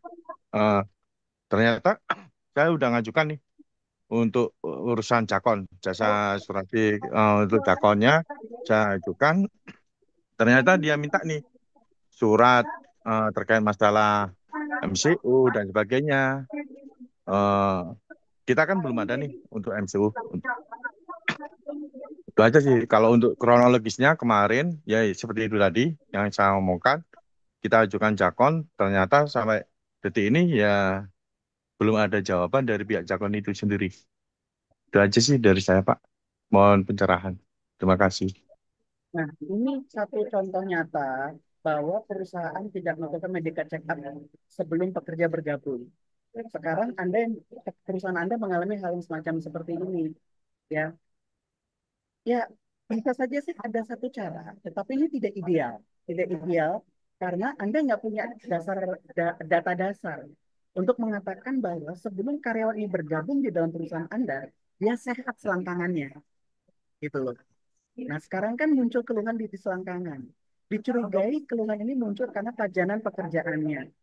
Nomor satu, harus ada hasil pemeriksaan dari dokter yang memeriksakan karyawan tersebut untuk mengatakan bahwa memang ada temuan kelainan pada selangkangan. Itu nomor satu. Nomor satu dulu, nggak tahu nih kelainan penyakitnya apa. Ya, itu nomor satu. Nomor dua, mengikuti 7 langkah diagnosis tadi, dicari tahu ada hubungan apa antara penyakit keluhan selangkangan itu dengan proses kerja. Ya, yang Anda curigai adalah getaran. Ya, getaran dari si damprak begitu tadi yang Anda sampaikan. Maka perusahaan Anda harus punya ahli higiene industri untuk melakukan pengukuran getaran dengan menggunakan vibrasi meter untuk membuktikan bahwa getaran yang diterima oleh selangkangan pekerja Anda di atas dari nilai ambang batas. Nah, sudah punya dua data ini, barulah Anda bisa laporkan lagi kepada pihak BP Jam Sostek. Begitu. Karena Jam Sostek minta dua ini aja, Pak. Medical check up sama hasil ukur pajanan. Dalam kasusnya Bapak, medical check up yang pertama adalah ada hasil pemeriksaan yang menjemputkan diagnosis penyakit berdasarkan keluhan selangkangan tadi. Dan yang kedua adalah hasil pengukuran getaran di dalam damprak itu dengan menggunakan alat vibrasimeter yang diukur oleh ahli higiene industri. Itu yang harus Anda lakukan. Ya, supaya bisa diverifikasi dan bisa di-ACC oleh pihak BP Jam Sostek supaya jaminan kecelakaan kerjanya bisa cair untuk biaya pengobatan dan perawatan bagi si pekerja tersebut. Mudah-mudahan bisa menjawab. Baik, seperti itu ya Pak Ahmad untuk jawabannya dari Dr. Wendri. Lanjut lagi, Pak Marahari Susianto. Silakan bisa di-unmute Pak Marah atau Pak Dita, Dita Sutanto. Silakan Pak Dita. Ya, baik Pak. Oke Pak, Ya, silakan. Eh saya bertanya tentang kita kan sebelum masuk kerja, ya ini tentang ini sih Pak. Apa nggak tahu ini ada hubungan dengan tenaga kerja atau tidak? Tentang gangguan mata Pak. Contoh seperti orang masuk pertama ke perusahaan, dia itu masih normal Pak matanya. Setelah itu dia karena tugas harus berhadapan dengan komputer ataupun ya laptop lah seperti itu. Itu bagaimana Pak? Apakah bisa dikategorikan penyakit akibat kerja sehingga kita bisa menuntut kepada perusahaan untuk dalam tanda kutip menjadikan apa istilahnya normal kembali mata kita yang sebelumnya normal setelah bekerja bertahun-tahun ya, lalu dia kena minus itu sih Pak. Oke, Pak Dita, Ya. kembali kepada 7 langkah diagnosis tadi. Langkah pertama sudah ditegakkan penyakitnya bahwa dia mengalami penyakit mata. Ya, itu nomor satu, sudah ditegakkan. Baru langkah kedua, langkah ketiga, Anda tadi menyebutkan bahwa ada hubungan antara penyakit matanya dengan pajanan radiasi optik dari layar komputer. Ini baru bicara langkah kedua dan langkah ketiga. Langkah keempatnya sudah lakukan dulu, Pak. Nggak bisa Bapak ujuk-ujuk, oh dari langkah 1 sampai langkah 3, terus Anda langsung loncat ke langkah 7, terus Anda nuntut perusahaan untuk melapor kepada BP Jam Sostek. Nggak bisa begitu, Pak, cara mainnya, Pak. Ya, kan ada langkah 1, 2, 3, 4, 5, 6, 7 kan. Anda tadi baru sampai langkah ketiga. Langkah keempat belum dilakuin nih. Langkah keempatnya apa? Pengukuran pajanan radiasi optik dari laptop tersebut. Itu diukur dulu, Pak. Ukur dulu ya jumlah pajanan dari radiasi optik tersebut ya, dan juga nanti ada wawancara dari riwayat pekerjaan si pekerja tersebut sehingga bisa dibuktikan secara objektif, bukan asumsi ya, buktikan dengan objektif dari hasil ukur ya bahwa memang nilai ambang batas pajanan radiasi optik dari layar komputer itu di atas nilai ambang. Nah, kalau langkah 4 sudah ketemu, sudah ditemukan, baru langkah kelima dan keenam dalam hal menyingkirkan kemungkinan adanya faktor pribadi atau faktor eksternal. Faktor eksternal itu contohnya dia nyambi kerja lagi. Atau memang dia punya hobi main game online. Habis kerja, dia main game online lagi gitu. Jadi tidak ada jeda istirahat bagi si karyawan tersebut untuk istirahatkan katanya. Kalau langkah 5 dan 6 sudah selesai, baru kita bisa tegakkan penyakit ini. Ini pun ditegakkan atas dasar diagnosis tertulis dari dokter pemeriksa kesehatan tenaga kerja. Intinya itu, ya. Barulah kalau diagnosis tertulis ini tegak dari dokter pemeriksa, barulah Anda bisa tuntut perusahaan, Pak. Ya, nggak bisa hanya cuma asumsi saja. Anda cuma hanya pakai langkah 1 sampai langkah 3. Terus langsung ujuk-ujuk bilang, oh saya bisa tuntut nih perusahaan. Nggak boleh. Kalau kayak begitu perusahaan bisa tuntut balik Bapak. Karena Anda nggak punya data. Data objektifnya apa data objektifnya? Yaitu pengukuran kadar radiasi optik dari layar komputer.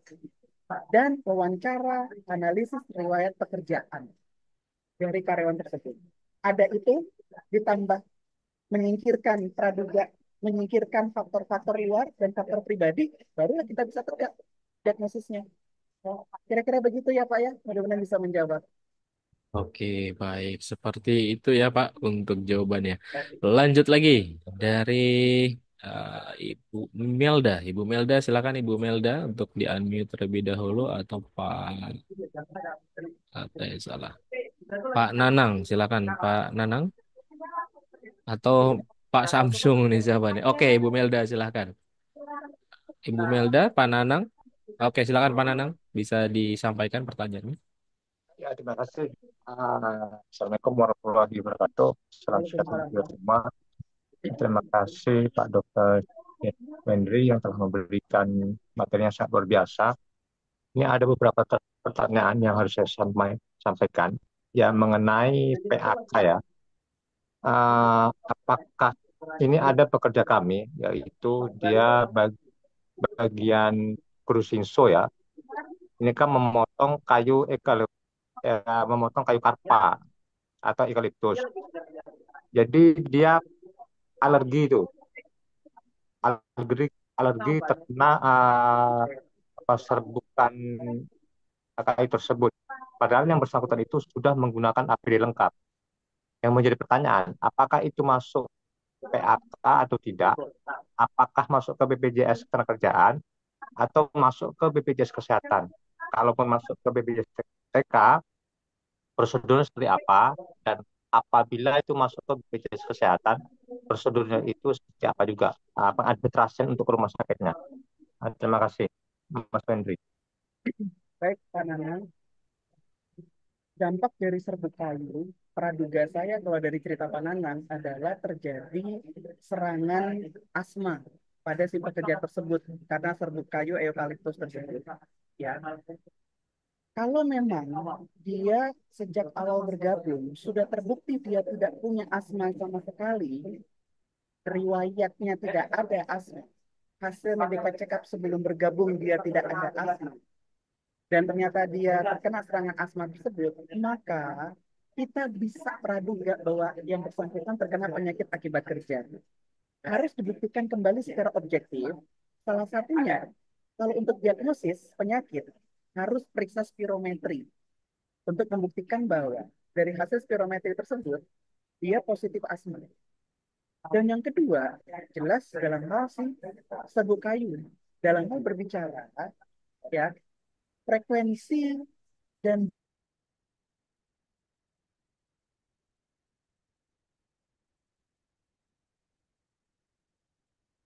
Oke,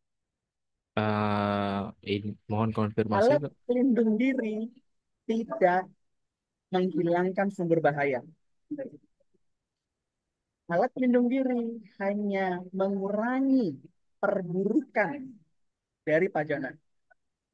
Jadi sangat mungkin orang udah pakai APD, dia juga tetap bisa kena sakit. Ya analoginya adalah Anda pakai helm motor, tidak ada jaminan kalau kepala Anda nggak pecah. Tetap aja, kalau Anda jatuh dari motor pakai helm, kepala Anda bentur aspal atau bentur beton. Sehingga pertanyaannya pecah apa enggak kepala? Ya tergantung dari kualitas helm kan. Sama gitu. Karena sumber bahayanya tidak dihilangkan.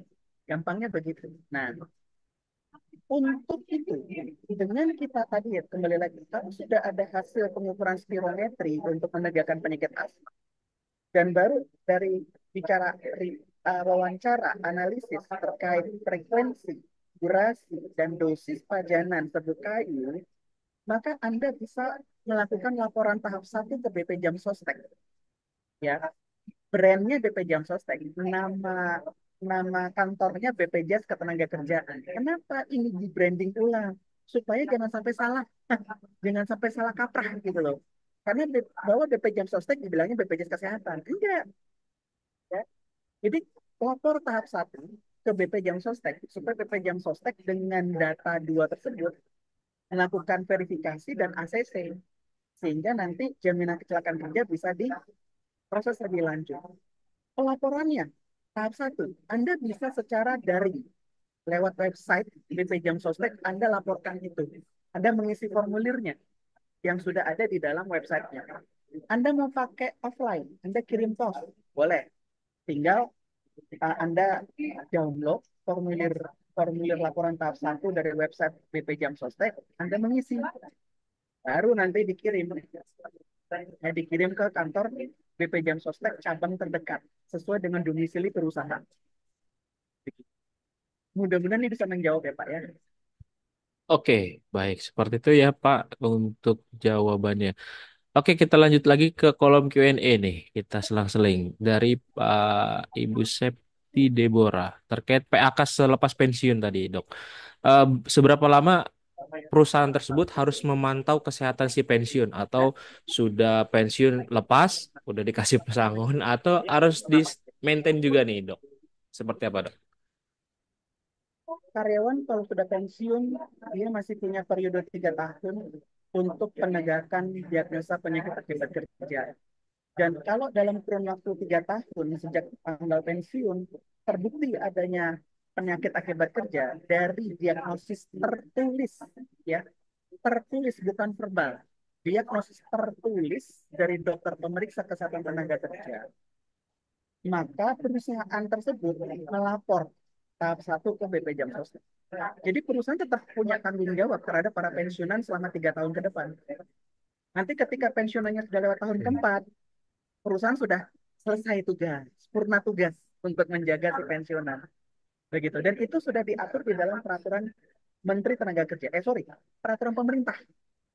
Ya, peraturan pemerintah tentang jaminan kecelakaan kerja dan jaminan kematian bagi pegawai swasta. Jadi peraturan pemerintah nomor 44 tahun 2015 dengan ada peraturan tambahannya lagi. Mudah-mudahan itu bisa menjawab. Baik, seperti itu ya, Ibu Septi untuk jawabannya. Lanjut lagi, Pak Timothy, silakan bisa di-unmute, Pak Timothy. Ya, selamat siang dok. Saya Timothy dok. Saya ketemu dokter juga. Dok, saya mau nanya dok. Tadi dokter bilang dari dalam peraturan pensiun itu dipantau 3 tahun ya dok ya. Kalau bagaimana kalau orang itu mau pensiun dini dok? Sama nggak dok peraturannya? Di dalam peraturan pemerintah tidak menyinggung, maksudnya tidak memfokuskan kepada status pensiunnya apakah pensiun karena memang usia atau pensiun dini. Pokoknya sudah status pensiun, sudah ada surat keputusan pensiun, itu udah dibilang pensiun. Jadi BP Jam Sostek tetap akan bisa menanggung itu selama dalam kurun waktu 3 tahun sejak tanggal pensiun, ya, terbukti secara tertulis diagnosis penyakit akibat kerja dari dokter pemeriksa kesehatan tenaga kerja, ya, itu terbukti perusahaan yang melakukan laporan tahap 1. Oke, baik. Seperti itu ya Pak Timothy untuk jawabannya. Lanjut lagi, mungkin 2 pertanyaan lagi masih cukup nih. Dari Pak Eriswan Nur, silahkan Pak Eriswan. Bisa di-unmute Pak Eriswan atau Pak... Oke, silahkan Pak. Ya, makasih Pak Arief. Mau tanya Pak Dr. Wendy tentang PAK yang tadi kan diatur untuk swasta ya Pak. Bagaimana regulasinya atau klaimnya terhadap ASN gitu loh Pak? Karena di ASN juga ada pajanan-pajanan atau pekerjaan-pekerjaan yang rentan terhadap PAK gitu Pak. Itu aja Pak. Terima kasih. Untuk aparatur sipil negara itu pun juga diatur di dalam peraturan pemerintah juga. Di dalam peraturan pemerintah nomor 72 tahun 2015, ya. Dan juga ada peraturan perubahannya juga. Jadi pada prinsipnya nih, kalau untuk ASN, ketika terbukti secara tertulis, ya, secara tertulis bahwa si aparatur sipil negara ini penyakit akibat kerja, maka si kementerian ataupun kantor pemerintahan wajib lapor ke PT Taspen. PT Taspen yang menanggung itu, ya, melapor, ya nanti PT Taspen melakukan verifikasi dan nanti ACC untuk nanti mengeluarkan jaminan kecelakaan kerja bagi aparatur sipil negara yang memang terdiagnosis secara objektif, secara sah terkena penyakit akibat kerja. Peraturan pemerintahnya itu, mohon maaf saya koreksi ya, peraturan pemerintahnya diatur dalam peraturan pemerintah nomor 70 tahun 2015 dengan perubahan di peraturan pemerintah nomor 66 tahun 2017. Kalau untuk swasta, mohon maaf saya koreksi lagi, kalau untuk swasta itu tertuang di dalam peraturan pemerintah nomor 44 tahun 2015. Ya, dengan peraturan perubahan di nomor 82 tahun 2019 dan perubahan selanjutnya di nomor 49 tahun 2023. Ya. Jadi dasar peraturannya sudah ada. Tinggal nanti dari pihak kepala tersebut, ya, di instansi tersebut yang nanti melakukan pelaporan kepada PT Taspen untuk pegawai negeri sipil yang memang positif terkena penyakit akibat kerja berdasarkan diagnosis tertulis. Mudah-mudahan bisa menjawab. Oke, baik. Seperti itu ya Pak Eriswan untuk jawabannya. Baik dok, karena waktu sudah pukul 3 sore dan masih banyak pertanyaan tapi tidak perlu khawatir. Nanti kita hadirkan kembali materi bersama Dr. Wendri ya, materi menarik lainnya. Dan teman-teman semuanya pastikan sudah mengisi absensi dan juga join ke dalam grup Telegram ataupun channel WhatsApp ya untuk bisa mendapatkan info cepat link registrasi webinar gratis setiap hari Sabtu ya. Baik, sebelum kita closing teman-teman semuanya, mari sama-sama kita dengarkan closing statement dari pembicara kita kepada Dr. Wendri, dipersilakan. Baik, teman-teman, bahwa dengan kita bisa mengerti banyaknya variasi penyakit akibat kerja yang bisa didapat di tempat kerja kita oleh karena pajanan bahaya fisik, bahaya kimia, bahaya biologi, bahaya ekonomi, dan bahaya psikososial, maka penting sekali untuk menerapkan 7 langkah diagnosis tersebut. Yang terpenting di sini adalah nomor 1, tegakkan diagnosis penyakit di organ tubuh tersebut. Yang kedua, ya cari hubungan erat antara penyakit tersebut dengan sumber bahaya. Dan yang ketiga, lakukan pengukuran pajanan sumber bahaya tersebut. Dengan melakukan 3 langkah ini, ya, maka kita bisa untuk memastikan karyawan tersebut positif atau tidak terkena penyakit akibat kerja berdasarkan diagnosis tertulis dari dokter pemeriksa dan bisa dilaporkan kepada PB Jam Sostek supaya jaminan kecelakaan kerja bagi pegawai swasta ataupun juga bagi aparatur sipil negara melalui PT Taspen akan bisa memberikan penanggungan biaya pengobatan dan perawatan bagi karyawan tersebut sampai mereka sembuh. Ya, mudah-mudahan ini bisa membantu teman-teman dan bisa lebih lebih mudah lagi untuk bisa menyimpulkan ataupun mendeteksi dini penyakit akibat kerja di tempat kerjanya. Ya, terima kasih teman-teman buat sore hari ini. Selamat sore. Baik, terima kasih banyak Dr. Wendri untuk materinya hari ini dan terima kasih banyak juga teman-teman semuanya. Dan setelah ini kita akan putarkan door prize, tapi Dr. Wendri karena ada 1.200 yang akan kita putarkan, khawatir Dr. Wendri ada agenda lagi untuk sore ini, nggak apa-apa untuk Dr. Wendri nanti bisa meninggalkan Zoom terlebih dahulu. Sekali lagi terima kasih banyak Dr. Wendri untuk materinya dan terima kasih juga teman-teman semuanya. Jangan dulu live ya, kita akan berikan putaran door prize dulu ya. Terima kasih banyak, semoga sehat selalu untuk Dr. Wendri dan sampai jumpa di lain kesempatan. Dr. Wendri, terima kasih banyak. Oke, baik teman-teman semuanya, seperti janji saya tadi di awal ya, kita akan putarkan door prize untuk satu orang pemenang. Door prize-nya adalah teman-teman bisa mengikuti sertifikasi auditor SMK 3 secara gratis ya. Ini kita putarkan berdasarkan yang mendaftar ya, dan ini sudah masih ada standby di angka 383 orang. Semoga teman-teman menjadi salah satu yang beruntung ya untuk hari ini. Kalau misalkan teman-teman sudah muncul namanya, silahkan bisa klik raise hand. Syaratnya adalah teman-teman namanya harus sesuai dengan nama asli ya. Karena di sini saya tadi masih melihat ada Samsung namanya ya, kemudian ada A72. Nah, silakan bisa disesuaikan dengan nama aslinya.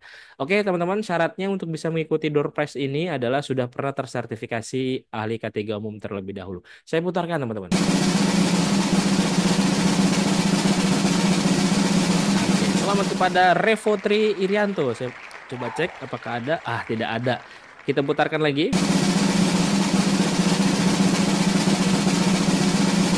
Oke, Angga, tidak ada. Kita putarkan lagi.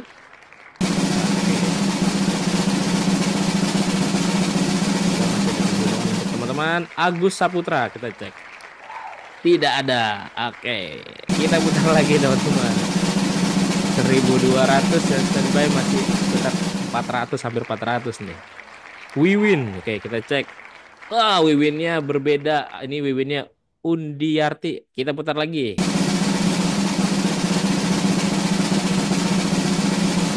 Oke, Jeffrey Nainggolan, apakah ada? Tidak ada. Putar lagi.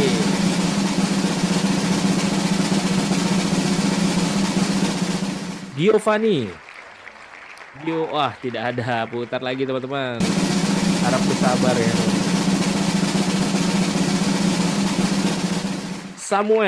Samuel tidak ada. Oke, putar lagi teman-teman. Sudah 7 orang. Junaidi. Oh, ada akhirnya ya. Junaidi mendapatkan door prize sertifikasi auditor SMK 3. Baik, teman-teman semuanya, karena Bapak Junaidi mendapatkan door prize dan masih ada standby, nanti akan saya hubungi langsung kepada Pak Junaidi. Buat teman-teman semuanya, jangan jangan kecewa ya, karena masih ada setiap Sabtu kita akan putarkan door prize yang sama. Pastikan teman-teman semuanya join ke dalam grup Telegram Kolega Media Tama, dan teman-teman bisa daftar lagi ya. Baik, itu saja teman-teman semuanya. Terima kasih banyak. Semoga bermanfaat dan terima kasih banyak Dr. Wendri dan juga teman-teman semuanya. Akhir kata saya mengucapkan wabillahi taufik wal hidayah. Wassalamualaikum warahmatullahi wabarakatuh. Teman-teman jangan lupa isi absensi ya teman-teman. Terima kasih banyak. Sampai berjumpa kembali di hari Sabtu depan. Terima kasih teman-teman semuanya.